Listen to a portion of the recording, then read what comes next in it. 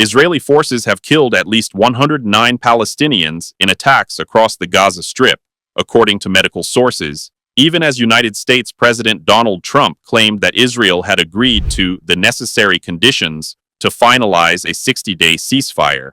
Trump wrote on his Truth Social site on Tuesday that the U.S. would work with all parties to end the war on Gaza during the ceasefire, and called on Hamas to agree to the deal. U.S. officials have supported Israel's demand that Hamas no longer exist in Gaza as a non-negotiable in any ceasefire negotiations. For many months, negotiators have been discussing intermittently a version of a ceasefire plan put forward by the U.S. envoy Steve Witkoff that is close to previous Israeli proposals. Trump's claim came after he brokered a ceasefire between Israel and Iran, and on the same day as Israel's Strategic Affairs Minister Ron Dermer reportedly met Witkoff and the U.S. Secretary of State Marco Rubio. Trump wrote, "The Qataris and Egyptians who have worked very hard to help bring peace will deliver this final proposal. I hope, for the good of the Middle East, that Hamas takes this deal, because it will not get better, it will only get worse."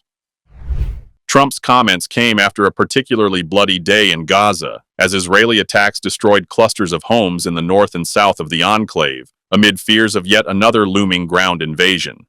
The attacks come ahead of a planned visit next week by Netanyahu to Washington, D.C.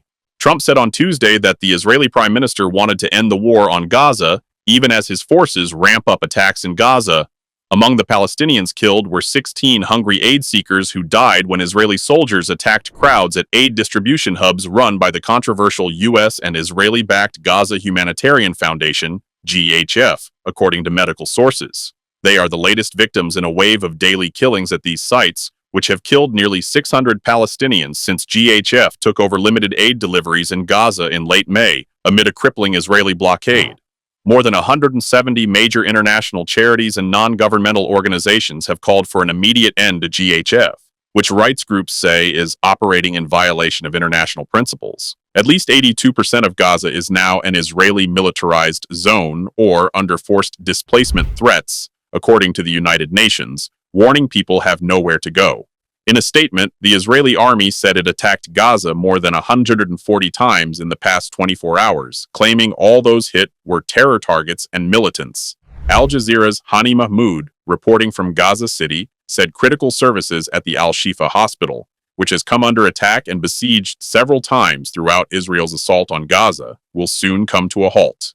Critical services at Al-Shifa hospital have either stopped or will stop in the coming hours as backup generators are running out of fuel, Mahmoud said. This hospital was once the largest healthcare facility in Gaza, but has slowly turned into a waiting room for death, not just because of the war wounds, but because of a lack of fuel that keeps everything running, he said. The Israeli military used a 500 Beast 230 kOAs bomb, a powerful and indiscriminate weapon that generates a massive blast wave and scatters shrapnel over a wide area. When it attacked a target in a crowded beachfront cafe in Gaza on Monday, evidence seen by The Guardian has revealed. Experts in international law said the use of such a munition, despite the known presence of many unprotected civilians, including children, women, and elderly people, was almost certainly unlawful and may constitute a war crime. Under international law based on the Geneva Conventions, a military force is forbidden to launch attacks that cause incidental loss of civilian life that is excessive or disproportionate to the military advantage to be gained. Jerry Simpson of Human Rights Watch said, "The Israeli military hasn't said exactly whom it was targeting, but it said it used aerial surveillance to minimize civilian casualties, which means it knew the cafe was teeming with customers at the time. The military would also have known that using a large guided air-dropped bomb would kill and maim many of the civilians there. The use of such a large weapon in an obviously crowded cafe risks that this was an unlawful, disproportionate, or indiscriminate attack and should be investigated as a war crime."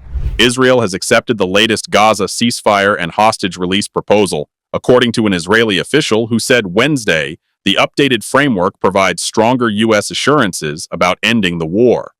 Israel's Minister of Strategic Affairs Ron Dermer agreed to the proposal while in Washington on Tuesday, prompting Trump's social media post. And Israel Foreign Minister Gideon Sa'ar said Wednesday during a press conference in Estonia that the country is serious in our will to reach a hostage deal and a ceasefire. Here are some positive signs. I don't want to say more than that right now, Saar added. Two U.S. administration officials said Hamas still had to agree to the deal. In a post on Truth Social, Trump said the Qataris and the Egyptians would deliver it. My representatives had a long and productive meeting with the Israelis today on Gaza, Trump wrote.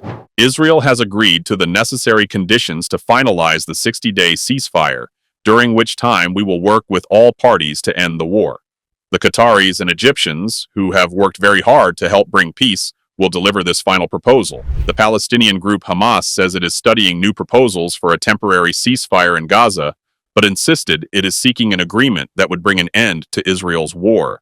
Hamas said in a statement on Wednesday that it had received proposals from the mediators and is holding talks with them to bridge gaps to return to the negotiating table and try to reach a ceasefire agreement. Shortly after the Hamas statement, Netanyahu said there will be no Hamas in post-war Gaza. We'll do to Gaza City and the central camps what we did to Rafah. Everything will turn to dust.